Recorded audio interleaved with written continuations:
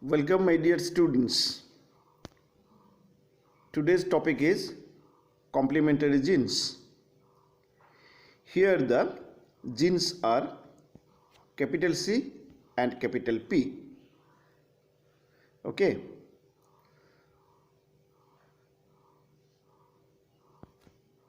So study the cross performed by Bateson and Paneth with the help of Lithyrus odoratus plant. Look at this genotype and phenotype. Here the genotype is capital C, small p, and the phenotype is white flowered plant.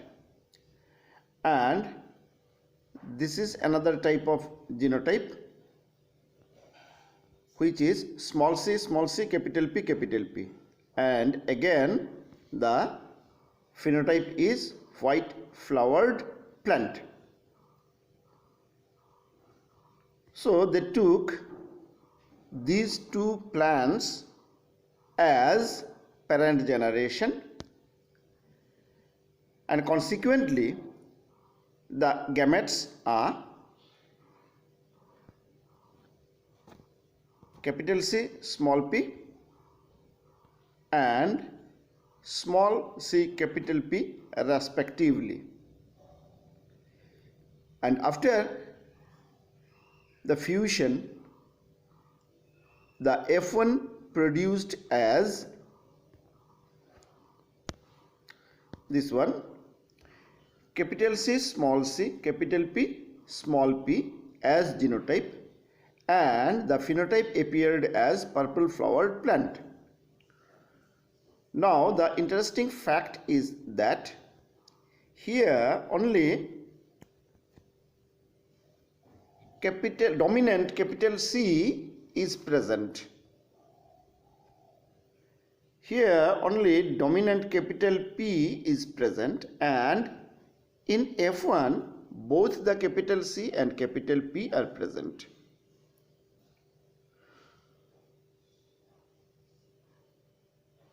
So due to the presence of both capital C and capital P, the flower appeared as purple colored. Okay, that is, we may say that the capital C and capital P are responsible for the formation of flower color.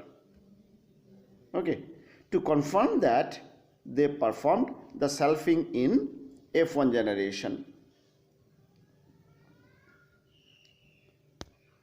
These are the four types of gametes of F1 generation, and place these gametes in the checkerboard. Then you will get the genotype as well as phenotype of F2 generation.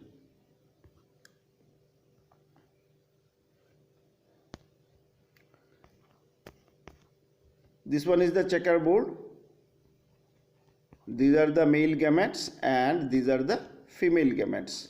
Okay, so 1, 2, 3, 4. These 4 are the male gametes. 1, 2, 3, 4. These 4 are the female gametes. And if we fill up the checkerboard, then it is appeared that 1, 2, 3, 4, 5, 6, 7, 8, 9. In these 9 cases, both the dominant capital C and dominant capital P are present, and the phenotype appeared as purple colored flower. Okay, so purple colored flower appeared 9 times out of 16. Okay, let us see other cases. Consider these 3 cases. Only the dominant capital C is present.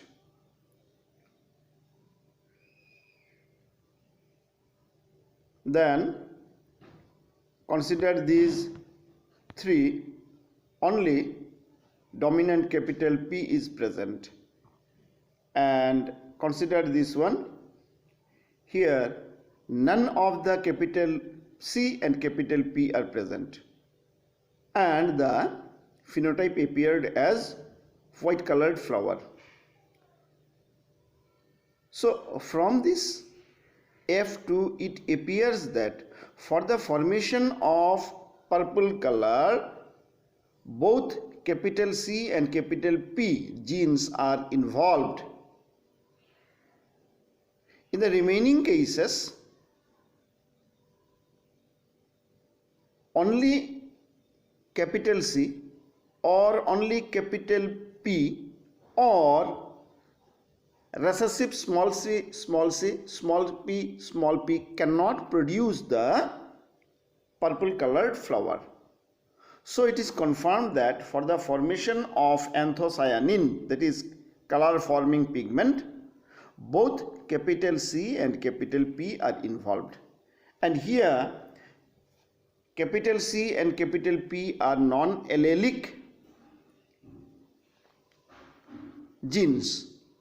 So such the interaction of non-allelic genes where the involvement of both dominant alleles is required to express the phenotype, that kind of non-allelic genes are complementary to each other, or we may say that these are the complementary factors. Okay, now we are going to study the frequency of phenotype as well as genotype. Look at these genotypes.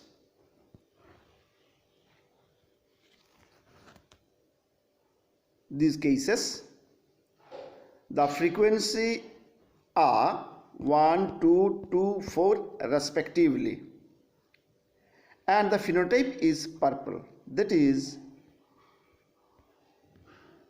9 out of 16 cases are purple colored, and in all these cases both capital C and capital P are involved. Okay, let us study the remaining genotypic frequency. In the remaining genotypic frequency, in each and every case it is observed that both capital C and capital P are not present at the same time. In these cases, either capital C is present or capital P is present, or both the capital C and capital P are absent, and in these cases the phenotype appeared as white. Okay, and the total count is 7 out of 16, and it is a modification of Mendelian dihybrid ratio. And what was that? Mendelian dihybrid ratio was 9:3:3:1. Here the first 9, it remains same, the first class, and remaining these 3 classes in Mendelian principle, these are the recombinant and this one is the parental, but here these 3 classes expressed same kind of phenotype, that is white. That is why purple is to white is 9:7. It is a kind of the modification of Mendelian ratio of 9:3:3:1. Okay, so we may conclude that it is a modification of Mendelian independent assortment ratio of 9:3:3:1, where last 3 classes have same phenotype. Here purple color is the result of complementary effect of dominant alleles capital C and capital P at two different loci which segregate independently of each other. And to prove it chemically, they have performed another experiment, and here it is. Extracts of flowers from white parents appear colorless when observed separately, but when these colorless extracts mixed together, there is extracts of white flowers and extract of both the genotypes, when they mixed together, purple color appears. It clearly indicates that gene C and gene P together produce anthocyanin for color. Okay, so gene C and gene P are termed as complementary factors. Okay, alone capital C or alone gene capital P cannot produce color. So it is clear that gene C and gene P are complementary to each other for color formation. Thus these two dominant genes are also called as complementary factors.